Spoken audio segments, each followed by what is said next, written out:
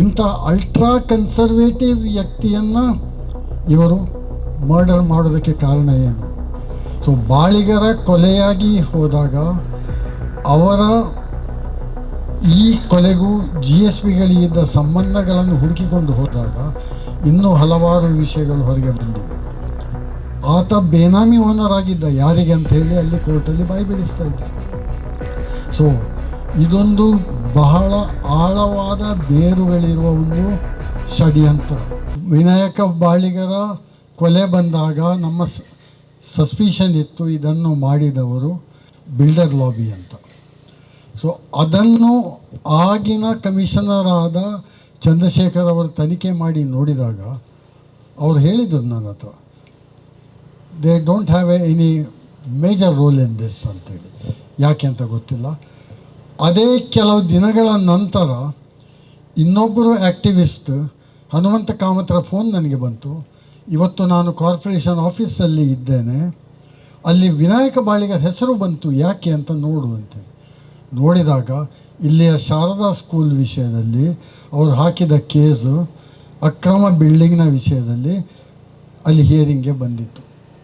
So ಅವರ ತಂಗಿ ಹರ್ಷ ಬಾಳಿಗ ಮತ್ತು ನಾವು ಆ ಕೇಸನ್ನು ಮುಂದುವರಿಸಿ ಅಲ್ಲಿ ನಮ್ಮ ಪರವಾಗಿ ಆದ ಜಡ್ಜ್ಮೆಂಟನ್ನು ಇವರು ಸೆಷನ್ಸ್ ಕೋರ್ಟಲ್ಲಿ ಪ್ರಶ್ನಿಸಿದಾಗ ಅದಕ್ಕೆ ಯಾರೇ ವಕೀಲರು ಬೇಡ ಅಂಥೇಳಿ ನಾವಿಬ್ಬರೇ ಅಲ್ಲಿ ವಾದವನ್ನು ಮಂಡಿಸಿ ಜಡ್ಜ್ಮೆಂಟ್ ನಮ್ಮ ಪರವಾಗಿ ಬಂದಿತ್ತು. ಅದರದ್ದು ಹೈಕೋರ್ಟಲ್ಲಿ ಮುಂದೆ ಅದು ಸ್ಟೇ ಆಗಿ ಹೋಗಿದೆ. ಸೊ ಬಾಳಿಗರದ್ದು ಬರೀ ಅದೊಂದಿಲ್ಲ, KMC ಅಲ್ಲಿ ಮೆಡಿಕಲ್ ಸೆಂಟರ್ ಇದೆಯಲ್ಲ, ಯೂನಿವರ್ಸಿಟಿ ಮೆಡಿಕಲ್ ಸೆಂಟರ್, ಅವರಿಗೆ ಕೆಲವು ಕೋಟಿಗಳ ಫೈನನ್ನು ಹಾಕಿಸಿದ್ದಾರೆ ಬಾಳಿಗರು. ಅದು ಹೆಚ್ಚಿನವರಿಗೆ ಗೊತ್ತಿಲ್ಲ. ಅದು ಅಲ್ಲದೆ ಬಾಳಿಗರು ಒಂದು RTI ಹಾಕಿದ್ರು, ಎಷ್ಟು ಅಕ್ರಮ ಕಟ್ಟಡಗಳಿಲ್ಲಿ ಇವೆ ಅಂಥೇಳಿ. ಇವೆಲ್ಲ ಹೊರಗೆ ಬರುವ ಮೊದಲು ಬಾಳಿಗರ ಕೊಲೆಯಾಗಿ ಹೋಯಿತು. ಸೊ ಬಾಳಿಗರ ಕೊಲೆಯಾಗಿ ಹೋದಾಗ ಅವರ ಈ ಕೊಲೆಗೂ GSBಗಳಿಗಿದ್ದ ಸಂಬಂಧಗಳನ್ನು ಹುಡುಕಿಕೊಂಡು ಹೋದಾಗ ಇನ್ನೂ ಹಲವಾರು ವಿಷಯಗಳು ಹೊರಗೆ ಬಂದಿವೆ. ವಿಠೋಬ ದೇವಸ್ಥಾನದಲ್ಲಿ ನಡೆದ ಕೆಲವು ಅಕ್ರಮಗಳು, ಅಲ್ಲಿಯ ಇದನ್ನು ಹೇಗೆ ಟೇಕ್ ಓವರ್ ಮಾಡಿದರು, ಅದನ್ನು ಹೋರಾಡ್ತಾ ಇದ್ದರು ವರದರಾಜ್ ಪ್ರಭು ಅಂತವರು. ಅವರು ಕಳೆದ ವರ್ಷ ಅವರು ತೀರ್ಕೊಂಡಿದ್ದಾರೆ. ಅವರು ಅಲ್ಲಿ ಬಯಲಿಗೆಳೆದ ಕೆಲವು ವಿಷಯಗಳ ಪ್ರಕಾರ ನೋಡಿದರೆ ಸತ್ತವರು ಸತ್ತ 2 ವರ್ಷದ ನಂತರ ಬಂದು ಕೆನರಾ ಬ್ಯಾಂಕ್ ಕಾಸ್ಟಿಕ್ ಬ್ರಾಂಚಿಗೆ ಬಂದು ದಸ್ಕತ್ತಾಗಿ ಪುನಃ ಹೋಗಿ ಆರಾಮಾಗಿ ಸತ್ಕೊಂಡಿದ್ದಾರೆ. ಪ್ರೂಫ್ ಉಂಟು. ಅಲ್ಲಿಯ ಲಾಕರನ್ನು ಒಡೆದಿದ್ದಾರೆ, ಆ ಒಡೆದ ವಿಡಿಯೋ ಉಂಟು. ಆ ವಿಡಿಯೋವನ್ನು ಬ್ಯಾಂಕಿನವರು, ಕ್ರಿಮಿನಲ್ ಕೇಸ್ ಅದು ನಡೀತಾ ಉಂಟು. ಅದನ್ನು ಸಾಕಷ್ಟು ಇವರು ಹೇಳ್ಕೊಳ್ಳಿಕ್ಕೆ ನೋಡಿದರು. ಅದರಲ್ಲಿಯೂ ಅಕ್ಯೂಸ್ದಲ್ಲಿ ಇದೇ ವ್ಯಕ್ತಿ, ಅಕ್ಯೂಸ್ ನಂಬರ್ 1 ನರೇಶ್ ಶೆಣೈ ಇದ್ದಾರೆ. ಇನ್ನೊಂದು ಕೊಲೆ ಅಲ್ಲಿ ವೆಂಕಟರಮಣ ದೇವಸ್ಥಾನದ ಒಳಗೆ ನಡೆಯಿತು. ಆಗಿನ ಕಾಶಿ ಮಠಾಧೀಶರಾದ ಸುಧೀಂದ್ರ ತೀರ್ಥರ ಸಮ್ಮುಖದಲ್ಲಿ ನಡೆದ ಒಂದು ಕೊಲೆಯ ಪ್ರಕರಣದಲ್ಲಿ ಬಹಳಷ್ಟು ಮ್ಯಾನಿಪುಲೇಷನ್ ನಡೆದು ಆ ಕೊಲೆಯ ಪ್ರಕರಣವೇ ಬಿದ್ದು ಹೋಗಿದೆ. ಆ ಕೊಲೆಯ ಪ್ರಕರಣದಲ್ಲಿ ಆರೋಪಿಯಾಗಿ ಬಂದ ಒಬ್ಬ ವ್ಯಕ್ತಿಯನ್ನು, ಎಕ್ವಿಟ್ ಆದ ವ್ಯಕ್ತಿಯನ್ನು ಕೆಲಸಕ್ಕೆ ಇಟ್ಟುಕೊಂಡದ್ದು, ಜಾಮೀನು ಕೊಟ್ಟು ಬಿಡಿಸಿದ್ದು ಇದೇ ವ್ಯಕ್ತಿ ನರೇಶ್ ಶೆಣೈ.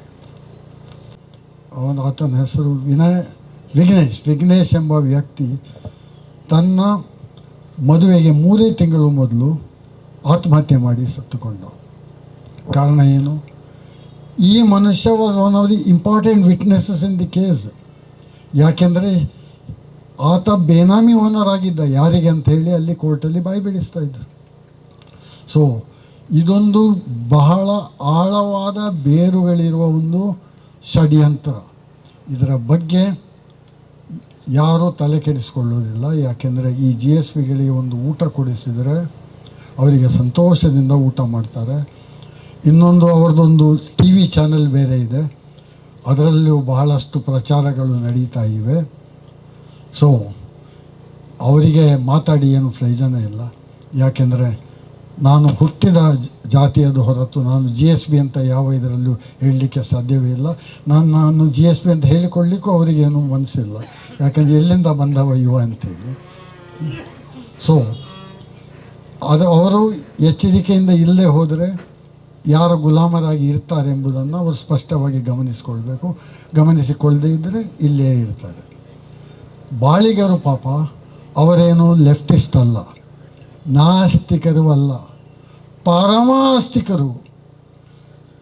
ಇವರಿಗಿಂತ ಕೊಲೆ ಮಾಡಿದವರಿಗಿಂತ ಹೆಚ್ಚು ಆರ್ಥೋಡಾಕ್ಸ್ ಅವರು. ಅವರ 100 ಪೇಜ್ ಕರೆಸ್ಪಾಂಡೆನ್ಸನ್ನು ನೋಡಿದರೆ ಅವರು ಬರೆದ ಏನೆಲ್ಲ ಲೆಟರ್ಗಳಿವೆ. ಒಂದು ಲೆಟರ್ ಏನೆಂದರೆ, ನಮ್ಮ ಸಂಪ್ರದಾಯ ಪ್ರಕಾರ ಟೇಬಲ್ನಲ್ಲಿ ಕೂತು ಊಟ ಮಾಡಬಾರ್ದು, ಆ ಟೇಬಲ್ನಲ್ಲಿ ಕೂತು ಊಟ ಮಾಡೋದನ್ನು ನಮ್ಮ ದೇವಸ್ಥಾನಗಳಿಂದ ನಿಷೇಧ ಮಾಡಬೇಕು ಅಂತ ಹೇಳಿ ಬರೆದ ವ್ಯಕ್ತಿ. ಅದೇ ಬಾಳಿಗನ ತಂಗಿಯರು ಹೇಳ್ತಾರೆ, ಸಾಯಂಕಾಲ 6 ಗಂಟೆ ಮೊದಲು ಅವರು ಮನೆಗೆ ಬರಬೇಕಿತ್ತಂತೆ. ಇಂಥ ಅಲ್ಟ್ರಾ ಕನ್ಸರ್ವೇಟಿವ್ ವ್ಯಕ್ತಿಯನ್ನು ಇವರು ಮರ್ಡರ್ ಮಾಡೋದಕ್ಕೆ ಕಾರಣ ಏನು? ಆತ ಕನ್ಸರ್ವೇಟಿವ್ ಆದರೂ, ರಿಲೀಜಿಯಸ್ ಆದರೂ ಆತನಲ್ಲಿ ಒಂದು ನ್ಯಾಯಕ್ಕಾಗಿ ಕೇಳುವ ಪ್ರವೃತ್ತಿ ಇತ್ತು. ಅದನ್ನು ಇವರು ಸಹಿಸಿಕೊಳ್ಳಲು ಆಗದೆ ಆತನ ಕೊಲೆಯನ್ನು ಮಾಡಿದ್ದಾರೆ. ನಮ್ಮ ಕಾರ್ಯಕ್ರಮಗಳನ್ನು ನೀವು ನೋಡ್ತಾ ಇದ್ರೆ ನಮ್ಮ ಚಾನೆಲ್ ಅನ್ನ ಸಬ್ಸ್ಕ್ರೈಬ್ ಮಾಡಿ, ಪಕ್ಕದ ಬೆಲ್ ಐಕನ್ ಒತ್ತಿ ನಮ್ಮನ್ನ ಬೆಂಬಲಿಸಿ. ಹಾಗೆ ನಮ್ಮ ಕಾರ್ಯಕ್ರಮಗಳನ್ನ ಲೈಕ್ ಮಾಡಿ, ಕಮೆಂಟ್ ಮಾಡಿ, ಅದನ್ನ ಬೇರೆಯವರಿಗೂ ವಾಟ್ಸ್ಆಪ್ ಮೂಲಕ ಶೇರ್ ಮಾಡಿ. ನೀವು ಹೀಗೆ ಮಾಡಿದಾಗ ನಮ್ಮ ಚಾನೆಲ್ ಇನ್ನಷ್ಟು ಮತ್ತಷ್ಟು ಜನರಿಗೆ ತಲುಪಲು ನೀವು ನಮ್ಮೊಂದಿಗೆ ಸಹಕರಿಸಿದ ಹಾಗಾಗುತ್ತೆ. ಇದು ನೀವು ಯಾವುದೇ ಖರ್ಚಿಲ್ಲದೆ ಕೆಲವೇ ಸೆಕೆಂಡುಗಳಲ್ಲಿ ನೀಡಬಹುದಾದ ಸಹಕಾರ. ಧನ್ಯವಾದಗಳು.